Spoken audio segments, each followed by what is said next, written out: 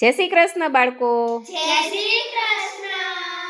આજે હું તમને એક ટાસ્ક આપીશ. એની અંદર તમારે હું જે વાક્ય કહું એ એક ધારું 3 વખત બોલવાનું છે. Okay okay. તો એ વાક્ય છે, તમારે એમ બોલવાનું છે, શ્રુતિની પુત્રી કૃતિ. શ્રુતિની પુત્રી કૃતિ. શ્રુતિની પુત્રી કૃતિ. ચાલો રૂહી. શ્રુતિની પુત્રી કૃતિ. શ્રુતિની પુત્રી કૃતિ. શ્રુતિની પુત્રી કૃતિ. Thank you.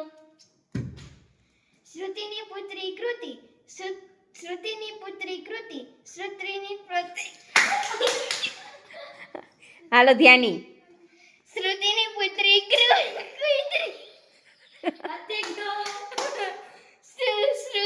પુત્રી કૃતિ.